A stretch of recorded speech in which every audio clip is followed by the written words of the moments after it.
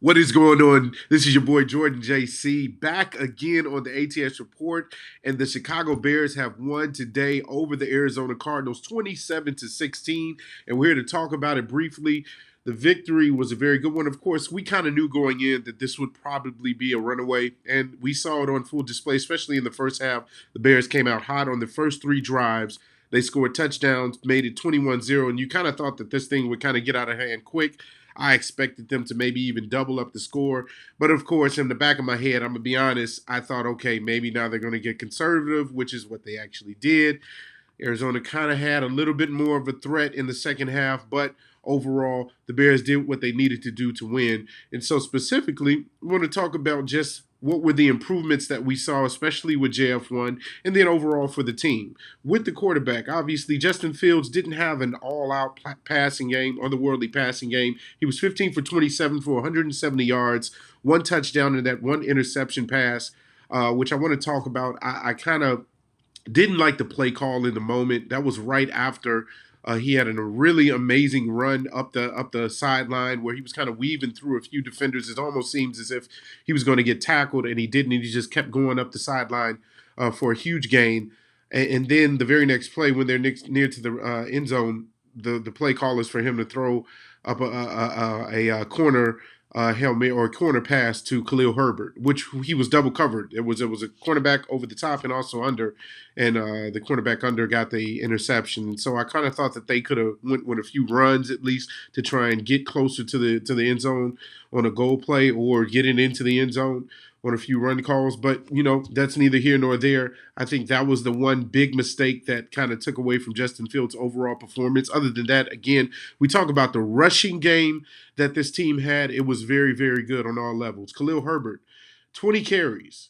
He had a good lather this game. 112 yards for over 5.5 yards per carry and a touchdown.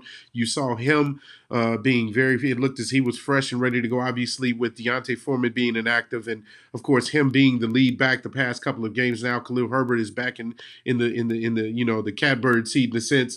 And he was doing his thing today. He was electric. He was fast. He was shifty. He was getting through the holes. He was making good cuts and reads out of the backfield, and so he was doing his thing as well. Justin Fields, only on 9 carries, had almost 100 yards, 97 yards for the day, which almost is an average of 11 yards, 10.8 for one touchdown. You saw that one touchdown on the drive where it looked as if he had to scramble a little bit. Then he got out of being threatened to get sacked, and then he ran into the end zone for I believe that was the first touchdown. But all in all, very, very good game for him overall as far as total yardage. 170 plus 97, I believe that's 267 for the game that Justin totaled. And so very good overall game for him. Roshan, of course, doing Roshan things on the small sample size, 9 carries for 37 yards.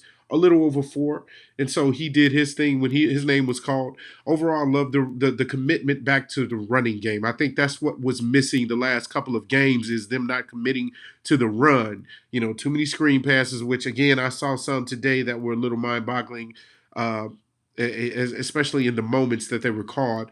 But it was good that they committed back to the running game because that is what is going to continue to, first of all, pressure the defense because now they have to figure out how are they going to stop the pass as well and the run, which is going to come. Then you can work in your play action and all those other screen plays that you clearly want to call Getsy. But that was very good play calling. I would say overall today, as far as committing to the run. Then, of course, Cole Kmet had a very good game. Could have had an even greater game if he didn't get hurt. He was already on his way. He had 4 receptions, 107 yards for over 26.5 yards a carry.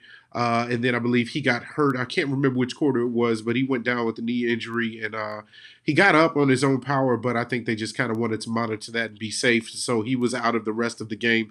But he had a very good start. DJ Moore, of course, had a really quiet game. He himself, too, I saw on the second play of the game, I believe, he caught the ball, but he got twisted up. You know how sometimes when a defender tackles you and then their momentum of the body kind of twists you around and the legs get caught up under it. So I think that's what happened with him. And, of course, with him already dealing with the leg injury and kind of, being a little hampered with that over the past couple of games, he's been toughing it out because he hasn't missed a game because of it. But this is something that I think kind of bothered him as far as him being a pivotal piece. And, of course, that didn't matter because, again, the Bears did what they needed to do to win the game overall. I want to give some kudos to this defense as well. The defense did a very good job. Only in the first half, they only held the Cardinals to 134 yards. You saw the defensive line doing a really good job of pressuring Kyler Murray, who had to kind of get in and out of uh, uh, defensive threats all the time, getting out of the pocket. They had to force him to try and do what he can do, which is, kind of use his legs as well. He's a shifty, smaller quarterback as well. But they did, I think, a good job of containing him for the most part. Anytime there was a threat, it was usually him either dumping off a pass to James Conner, who I thought had a decent game as well, especially in the start, at the start of the game. But overall, I think the defense held up. The cornerbacks were very good. As I mentioned, Kyler Gordon, he had a sack this game. Kyler Gordon seems like he's never afraid of getting in his hands dirty and getting in the trenches whenever his name is called to kind of blitz on certain coverages. I thought that he had a very good game tackle-wise and also pressure-wise. Montez Sweat was a little quiet, but you saw that he had pressure on the quarterback. There was one time he also he almost chased down Kyler Murray, and I think Justin Jones had the other sack as well. So 2 sacks on the day for the Bears team, but overall the pressure was still there. You love the quarterback hits as well, and so you have to give this Bears team, I would say, a B for the way that they played today and not allowing that kind of lull that the Bears kind of go through when they gain a lead to kind of overwhelm them and then allow the other team to get back in the game. Now, I will say this, and this is not a popular opinion, but of course, we always talk about this on the Breeze set with the fact that the Chicago Bears have the number 1 pick because Carolina lost. Thankfully, they almost won, but they lost 33-30 to the Green Bay Packers. This is the only time I'm ever going to be rooting for the Green Bay Packers is them defeating the Carolina Panthers to almost solidify that first overall pick. I believe now the Bears have a 96% percentage, 96 percent chance of winning that first overall pick because now I believe the Denver Broncos just lost to the New England Patriots. And so that was a big upset win for them as well. So now the Patriots are 2 games ahead of Carolina. And I think the only threat is Arizona, which is going back to my point about the popular opinion is I'm not going to lie. I wouldn't have been mad if the Bears somehow had a very good game, but also lost to the Cardinals because now the Cardinals then would have been 2 games out of getting that first pick too, because there's still only 1 game ahead of the Panthers in the win column for that first pick. But overall, not mad. Hey, Bears got a victory. They're technically still in the playoff hunt. We saw Minnesota lose. Did they lose? I believe they lost, and so they're now 7-8. And there's just a few other things that I think have to really be perfect and go the Bears' way in these next 2 weeks. But hey, you can only control what you can't control. And so if the Bears continue to win out, we'll just see what happens, right? Doesn't matter if they make the playoffs. Well, maybe, but we may not go that far. But it would be nice if this season kind of saved itself in a sense, and we got to the playoffs. So we'll see with that one. Overall, I'm still happy with the success that the Bears have had recently. I think this question of is Justin Fields the quarterback going forward? For my money, I would say yes. I would say yes. JF1 has continued to prove himself overall as a very good quarterback and is only going to get better with better talent around him.